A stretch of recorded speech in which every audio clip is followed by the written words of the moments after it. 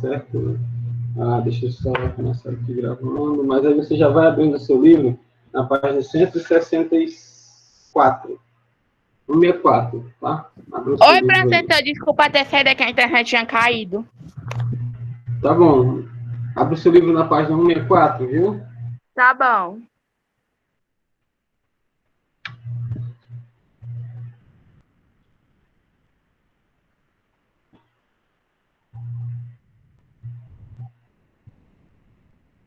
Então, com o livro aberto na página 164, recursos minerais e extrativismo. Nós falamos ontem sobre agricultura, paramos quando estávamos falando sobre agricultura na Oceania, mas mais especificamente na Austrália e na Nova Guiné, que é onde fica mais marcante a atividade agrícola. E agora nós vamos ver um pouco sobre recursos minerais e o extrativismo nesse continente, tá bom? Eu queria que alguém lesse aí, ó, as jazidas de minerais. Alguém pode ler?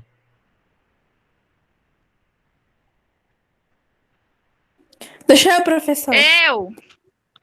Pode ler, Milena. Lê aí.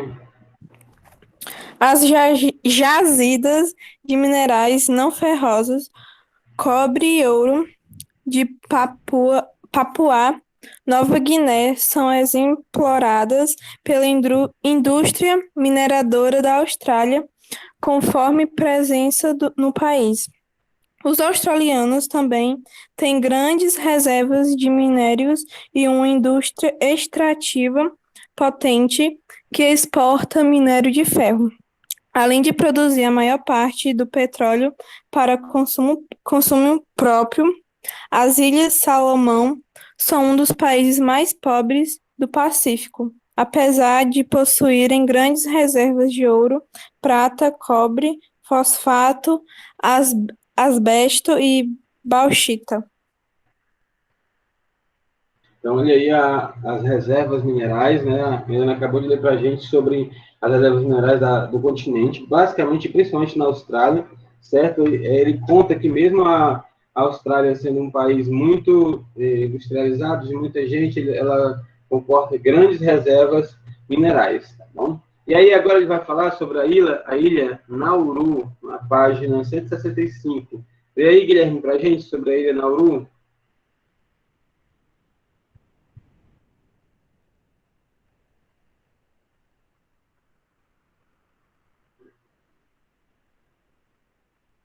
Guilherme? Cadê Guilherme? Oi! Lê pra gente sobre as Ilhas Nauru. Sobre aonde Nauru é? Isso.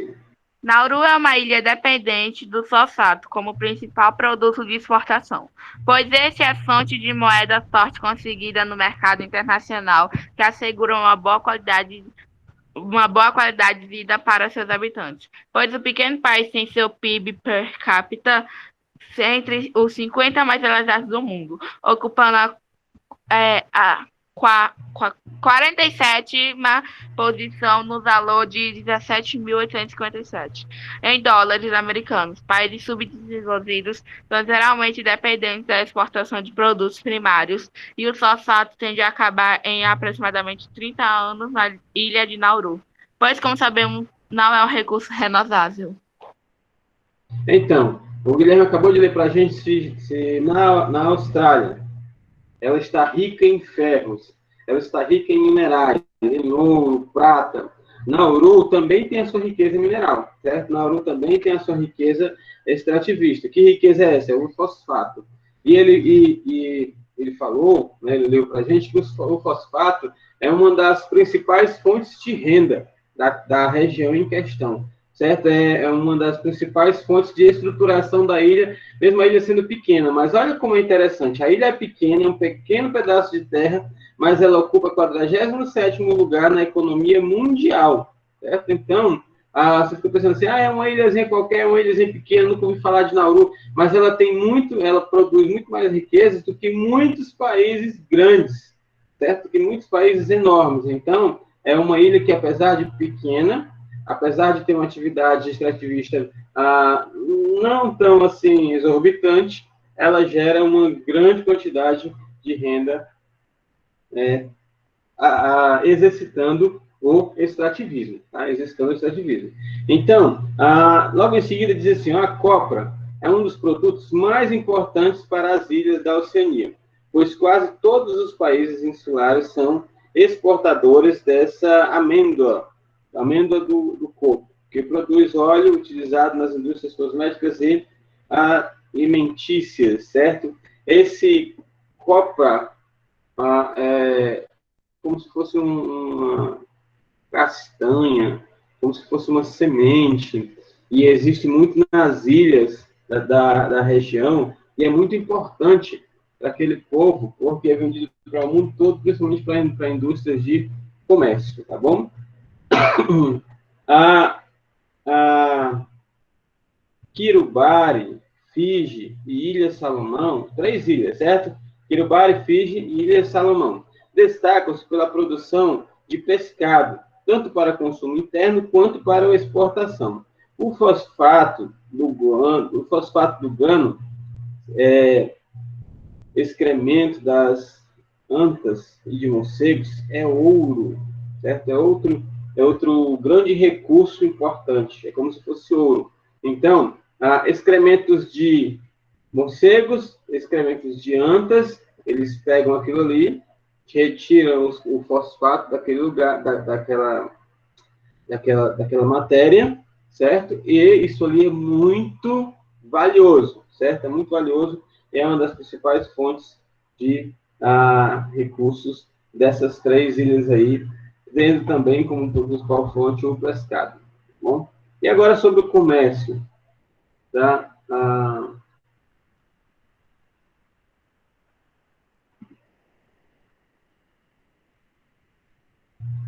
Sim, ok, faz manteiga, óleo, né, glicerina, é isso aí mesmo, tá bom?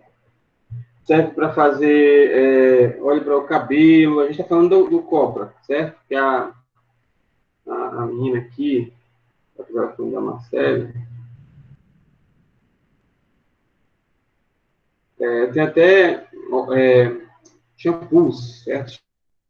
Shampoos, tem cremes faciais que são criados e baseados nesse copra, tá bom? Agora, quem pediu para ler aí sobre o comércio, tá? A gente viu sobre a atividade extrativista, a atividade mineradora, certo? Mineradora para os metais, extrativista para tirar esses óleos, copra, para tirar essas coisas, e agora vamos ver um pouco sobre o comércio, tá bom? Leia aí sobre o comércio, Isabelle. Comércio.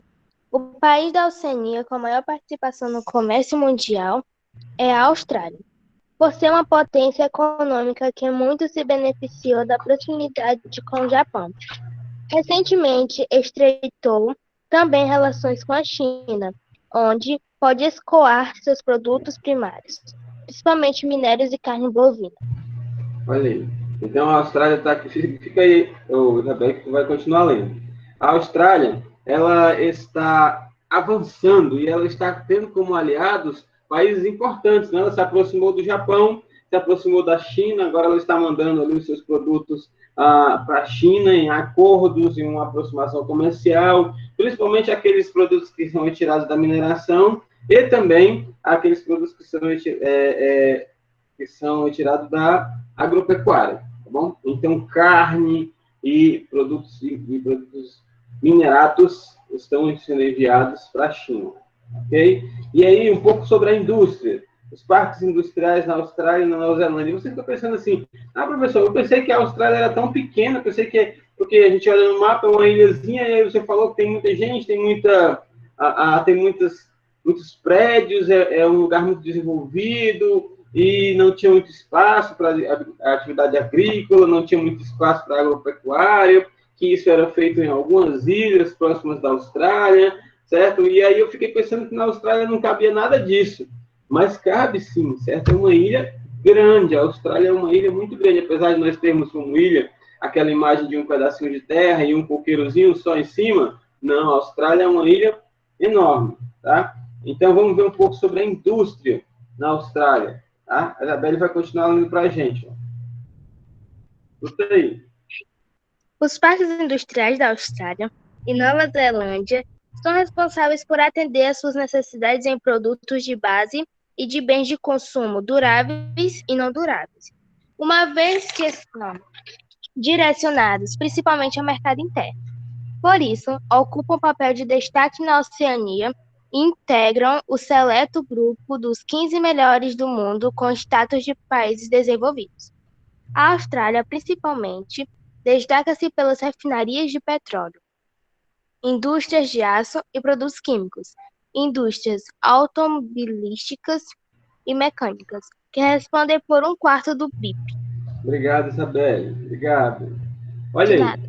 está entre os 15 melhores do mundo. Então, a Austrália, aquela ilhazinha que fica lá no cantinho da Oceania, que ninguém nem lembra, e quando você lembra do mapa do mundo, você pensa ali na América do Norte, você pensa na América do Sul, que é onde nós moramos, e aí você pensa na Europa bonitinha. Quando você pensa muito, você pensa ali na Ásia, aí na Oceania ninguém quase pensa, ninguém quase imagina a Oceania, ou imagina aquele montinho de ilha lá no cantinho. Então, ali tem um país que está entre os 15 países mais desenvolvidos do mundo. Então, a atividade comercial na Austrália é muito desenvolvida. A atividade comercial na Austrália é muito próspera, certo? Muito próspera. Já na Nova Zelândia, não é tão industrializada assim quanto a Austrália, mas a sua atividade industrial é em torno de 25% da produção de alimentos, certo? Setores têxteis e de construção. Então, tem sim indústrias na Nova Zelândia. Tem sim um desenvolvimento industrial na Nova Zelândia. Tem sim a produção de alimentos, têxteis e outras coisas, e outros produtos criados pela indústria, como material de construção, certo? E além de materiais siderúrgicos. Existem sim todas essas empresas. Só que o desenvolvimento industrial na Nova Zelândia não é tão avançado quanto o da Austrália, que coloca a Austrália no 15º lugar no ranking dos países mais desenvolvidos. Mas a Nova Zelândia vai junto, certo? E aí, nos países subdesenvolvidos do continente, nas ilhas mais pequenas, Papua Nova Guiné, as indústrias são de baixa tecnologia. Tem as industriazinhas, tem as fabricazinhas, mas de baixa tecnologia. E, em geral, estão associadas ao extrativismo mineral e agrícola para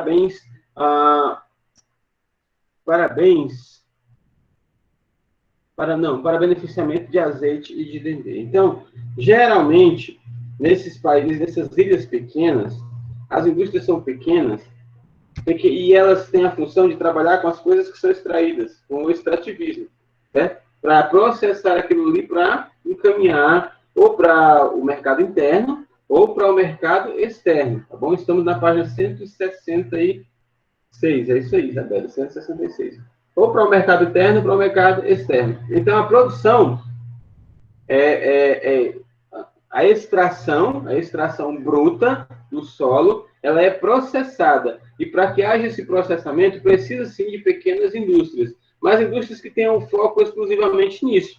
Diferente da Austrália, diferente da Nova Zelândia. Nova Zelândia ela já tem uma diversificação, né? Indústria têxtil, alimentício, certo? As siderúrgicas. Então, Nova Zelândia já tem aí uma variedade de atividades industriais. A Austrália nem se fala da diversidade de atividades industriais. Já as ilhas pequenas do continente, não.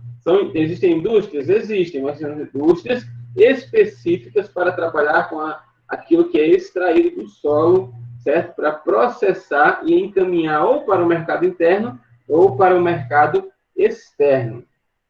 Tá certo? E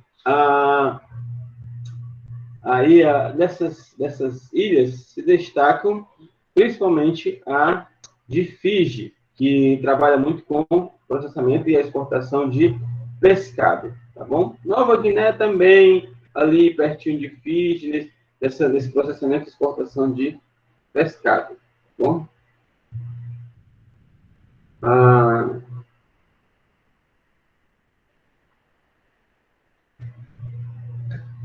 Ok, Europa, tá bom? Europa. Yasmin, eu não entendi o que tem escrito aqui. Mas ficou alguma coisa mais. Nada, pessoal, tá certo. Então tá. Vamos lá. Europa. Nós vimos a Ásia, nós vimos a Oceania, nós vimos a concentração populacional, língua, certo? Características asiáticas, concentração populacional, língua, características oceânicas da Oceania e também um pouco das atividades comerciais da Oceania, extrativismo, mineração, indústria, tá? Comércio. Então, nós vimos um pouco disso da Oceania. Agora, vamos dar uma olhada com a mesma ótica. Com a mesma ótica, vamos olhar para a Europa. Olha o que a Europa, o que o texto fala sobre a Europa, tá bom? Olha o que o texto fala.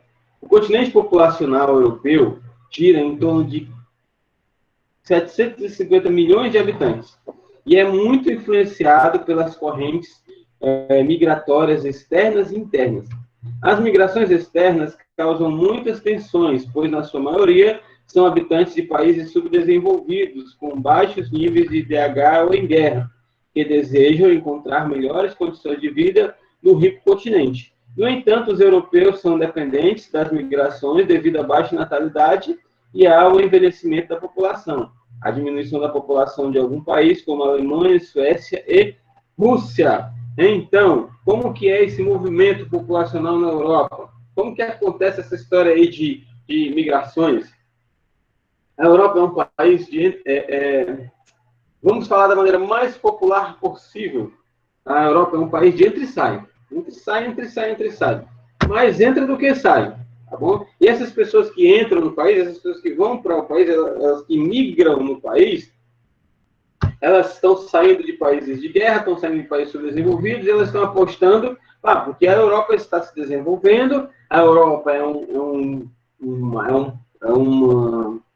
gigante industrial, a Europa é um gigante comercial, a Europa é uma superpotência, essa é a palavra que eu queria lembrar, a Europa é uma superpotência, então eu vou arriscar, eu vou me jogar lá na Europa e vou ver o que acontece. Muitas pessoas pensam assim, muitas pessoas entram. E aí a Europa podia até barrar as fronteiras, podia diminuir esse acesso e tudo. Só que nós já estudamos que a Europa ela passa por um grande problema, que é o crescimento populacional, certo? É o crescimento negativo. Então, a população está envelhecendo, a taxa de natalidade é muito baixa, e por conta disso a Europa precisa de mão de obra adulta. A Europa precisa de pessoas em idade ativa, em idade profissional ativa, coisa que tem se diminuído a cada dia, porque tem nascido menos pessoas, tem morrido mais pessoas, então a Europa está recebendo muita gente para trabalhar, tá bom? Nós não ainda temos os dados, e provavelmente para o ano que vem, ou até para 2022, por aí, você consiga os dados atuais, os dados que nós estamos vivendo hoje.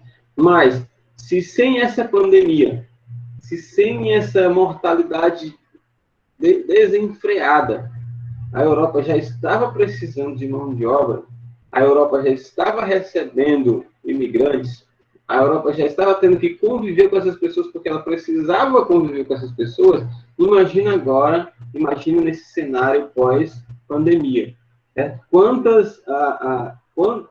a Europa vai necessitar de mão de obra? Tamanho da necessidade que a Europa vai ter de mão de obra. Então, a migração, o movimento migratório vai ficar bem mais frequente, pelo menos aí por alguns anos, para poder substituir a mão de obra que foi levada, certo? Que foi levada, apesar de ter morrido muitos idosos, mas também muita gente nova.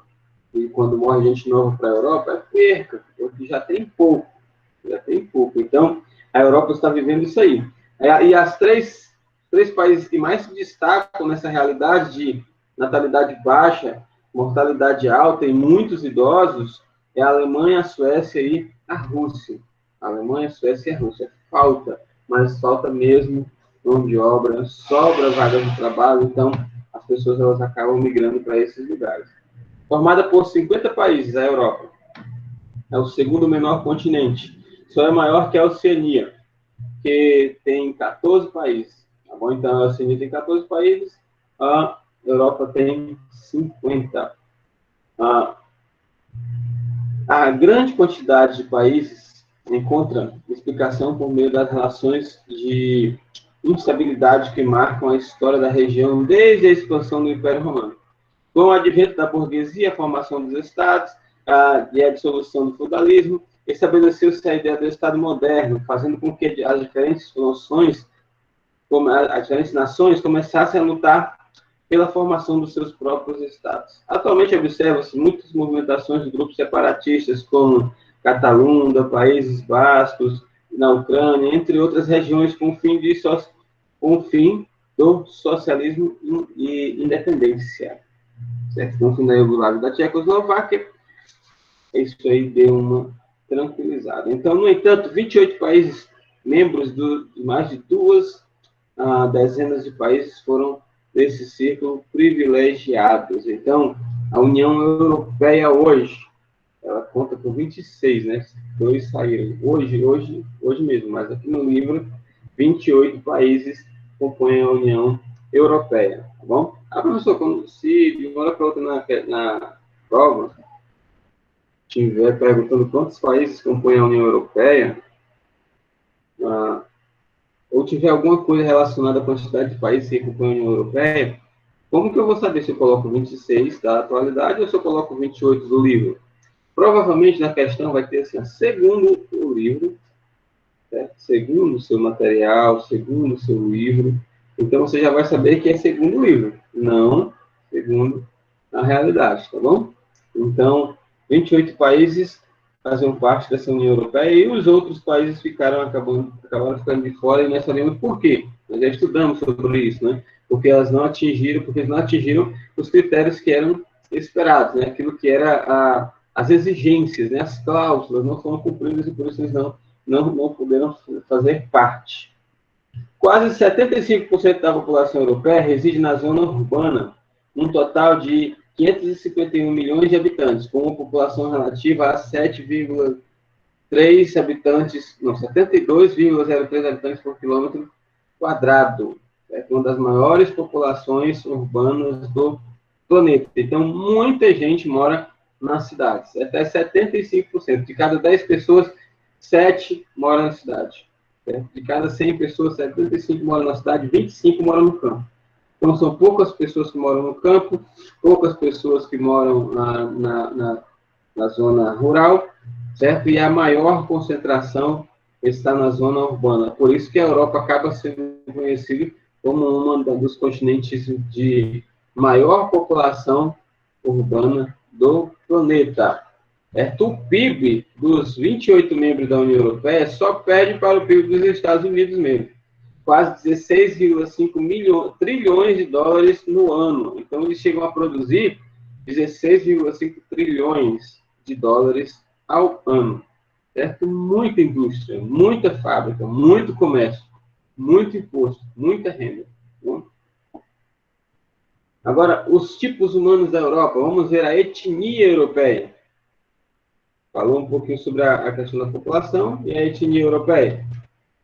São predominantemente brancos, algo em torno de 85% da população. Então, basicamente, são todos de etnia branca. E são divididos em 3 grandes grupos étnicos e linguísticos: latinos, germânicos e os eslavos. O maior grupo étnico é a Rússia, que tem aproximadamente 90 milhões de habitantes com essas características. Os gregos, com 13 milhões de pessoas, e os finlandeses, estonianos e húngaros, com 23 milhões, não fazem parte desses grupos majoritários. A economia europeia é uma das mais importantes do mundo. A União Europeia é responsável por 20% das trocas comerciais do mundo inteiro. Possui apenas 6,9% da população mundial. Entre os fatores que permitem a Europa manter seu poder econômico e está sua infraestrutura e transporte. O que quer dizer? A Europa, ela produz muito. A Europa, ela produz demais, ela rende demais. E tem um detalhe, tem pouca gente. Tem pouca gente. Então, isso favorece o quê? Favorece para a Europa manter a sua estrutura, favorece para a Europa manter a sua estrutura de transporte, né? E também a sua estrutura, a sua logística. Fica mais fácil, porque tem muito dinheiro e pouca gente.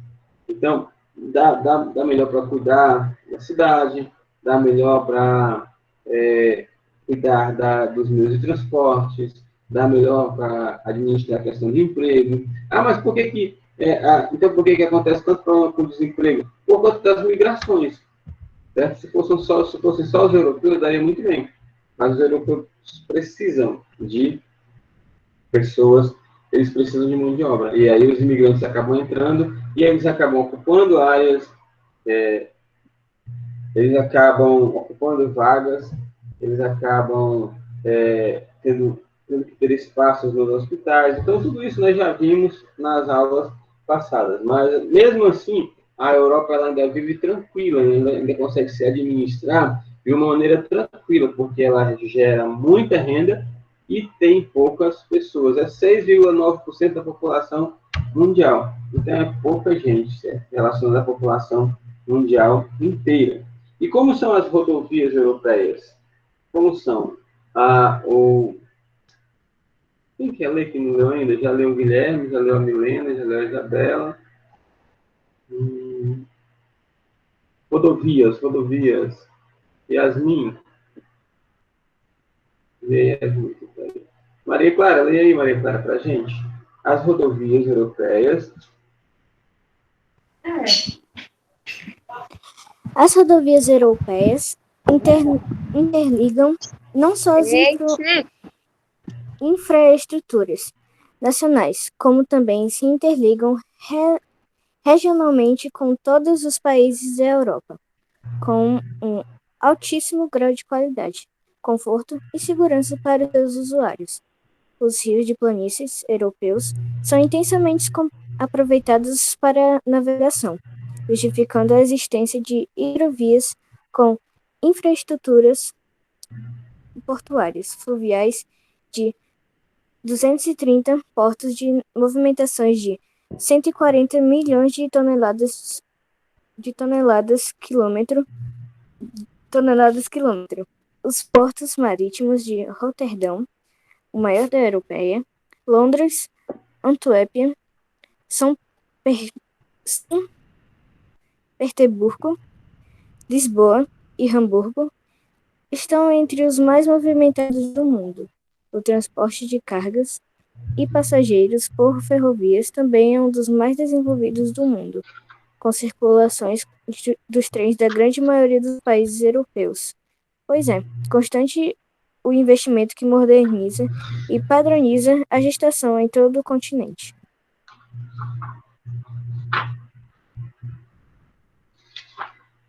Ok, então, a Maria Clara leu para a gente como que é o sistema de transporte.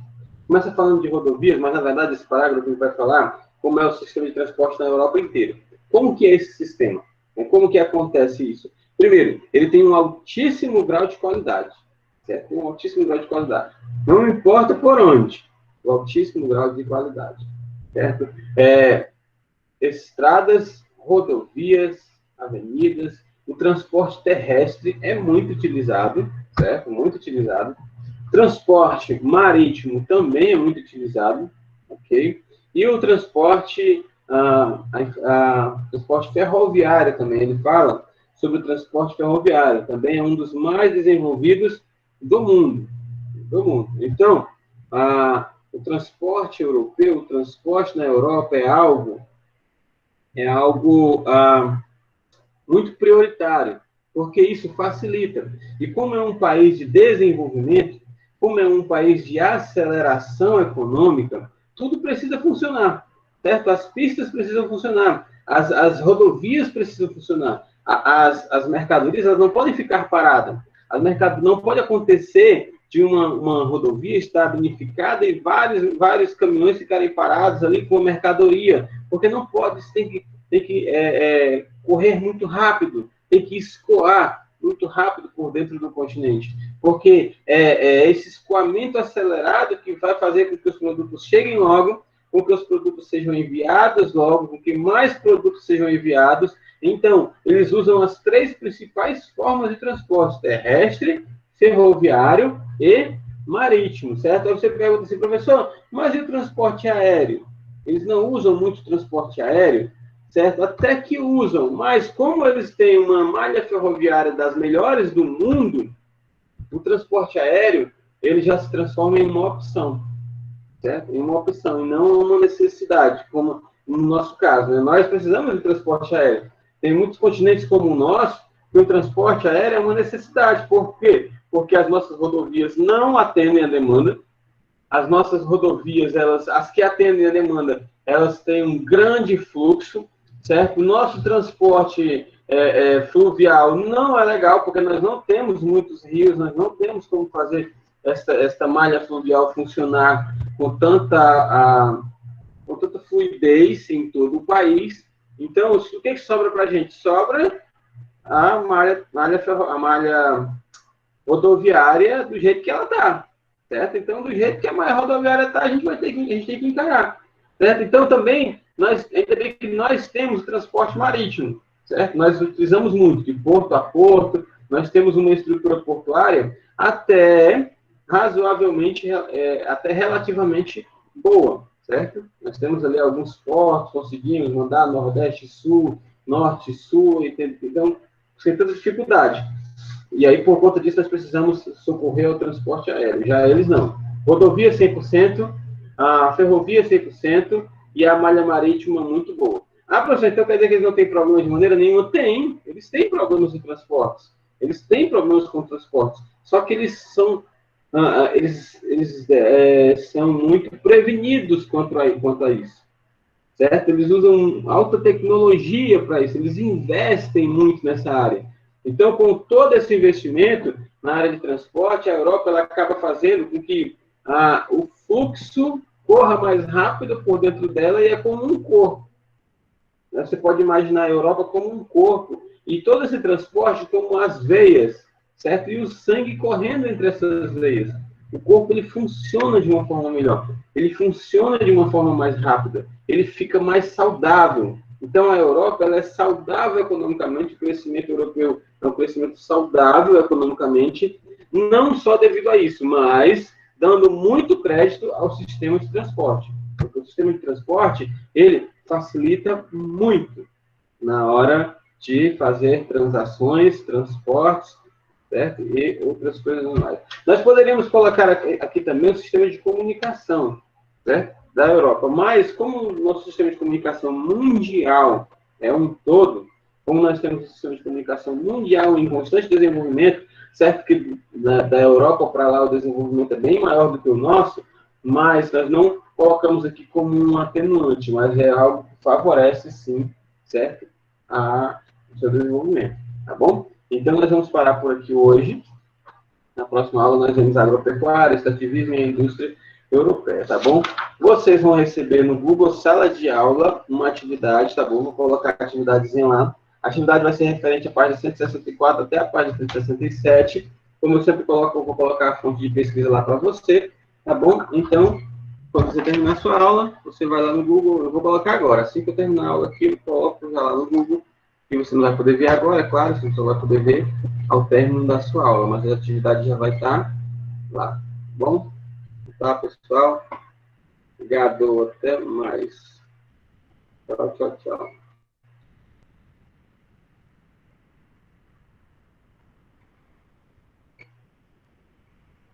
Deixa eu encerrar isso aqui.